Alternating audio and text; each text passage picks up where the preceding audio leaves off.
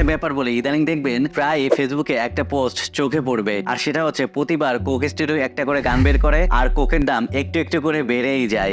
এই পোস্টটা অনেকবার দেখা যাচ্ছে। এখনকার দিনে বহু মানুষ সোশ্যাল মিডিয়াতে এই টাইপের পোস্ট করে বেড়াচ্ছে, আর এই টাইপের পোস্ট করলে ওই পোস্টগুলোতে হাজার হাজার লাইক, কমেন্ট এবং শেয়ার হচ্ছে, আর এসবের মাধ্যমে কিন্তু ওই পোস্টের রিচ অনেক পরিমাণে বেড়ে যাচ্ছে। এমনকি আমিও এটা নিয়ে ফেসবুকে পোস্ট করেছিলাম, মানে আমার ফেসবুক পেজে পোস্ট করেছিলাম যে দিন দিন কোকের দাম বেড়ে যাচ্ছে, মানে কোক স্টুডিও একটা করে গান বের করতেছে আর কোকের দাম একটু একটু করে বেড়ে যাচ্ছে।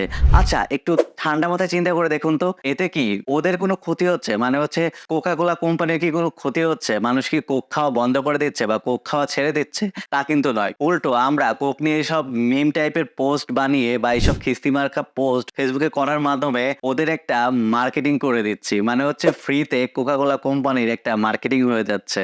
বেশ কিছুদিন আগে বাংলাদেশেই ঘটে গেছে আর একটা ঘটনা, সেটা হচ্ছে মানুষজন বাংলাদেশের কিছু টিভি চ্যানেলকে বয়কট করার আন্দোলন করেছিল। এরপরে দেখা গেছে যে ওইসব টিভি চ্যানেলের যেসব ইউটিউব চ্যানেল আছে, মানে অফিসিয়াল ইউটিউব চ্যানেল আছে, ওইসব ইউটিউব চ্যানেলে ভিউর সংখ্যা অনেক আগের তুলনায় অনেক বেশি পরিমাণে বেড়ে গেছে। মানে হচ্ছে মানুষজন যখন বয়কটের আন্দোলন করা শুরু করছে তখন অনেকেই যেসব চ্যানেল সম্পর্কে জানতো না ওইসব চ্যানেল সম্পর্কে জানতে পারে, এবং আমাদের বাঙালিদের মধ্যে তো একটা হুজুগ আছে, হুজুগে বাঙালি ওইসব চ্যানেল ইউটিউবে সার্চ করে করে তাদের ভিডিও দেখা শুরু করে, যার ফলে তাদের ভিডিওতে এঙ্গেজমেন্ট বেশি পরিমাণে হয় এবং অডিয়েন্স রিটেনশন অনেক বেশি পরিমাণে হয়, যার ফলে সোশ্যাল মিডিয়া অ্যালগোরিদম আরো বেশি মানুষের সামনে ওই ভিডিওগুলো বা ওই চ্যানেলগুলোকে তুলে ধরেছে, আর এর মাধ্যমে তাদের জনপ্রিয়তা কিন্তু বেড়ে গেছে। আমরা মানুষজন পজিটিভ জিনিস যত না মনে রাখি, নেগেটিভ জিনিস তার থেকে অনেক বেশি পরিমাণে মনে রাখি। আমরা মনে করি শুধু বাঙালির মধ্যেই মনে হয় এই গুজব জিনিসটা আছে, কিন্তু কথাটি সত্য নয়। এই গুজব জিনিসটা বিশ্বের সব মানুষের মধ্যেই রয়েছে।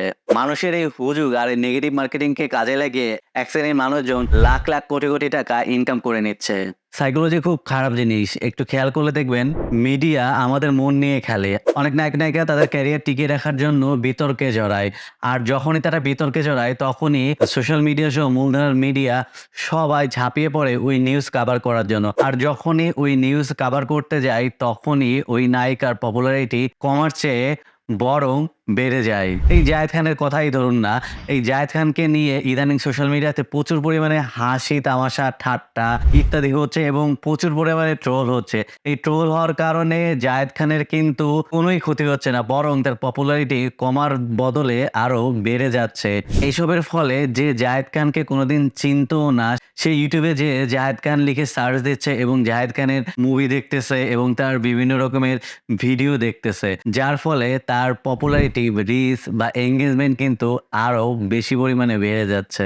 ইদানিং ফেসবুক, ইউটিউব সহ নানা রকম সোশ্যাল মিডিয়া প্ল্যাটফর্মে একটা জিনিস লক্ষ্য করা যাচ্ছে, ধরুন আপনার কাউকে ভালো লাগলো না বা কারো ভিডিও ভালো লাগলো না, কারো পোস্ট ভালো লাগলো না, আর তখনই আপনি তার ভিডিও বা পোস্টের নিচে যে খুব আজে বাজে কমেন্ট করলেন বা উল্টাপাল্টা গালি দিয়ে আসলেন। এতে করে কিন্তু তার কোনো ক্ষতি হচ্ছে না, বরং তার পোস্টের রিচ বা এঙ্গেজমেন্ট অনেক পরিমাণে বেড়ে যাচ্ছে, আর সোশ্যাল মিডিয়ার যে অ্যালগোরিদম আছে এই অ্যালগোরিদম তার ওই পোস্ট বা ভিডিওকে আরো বেশি মানুষের সামনে পৌঁছে দিচ্ছে।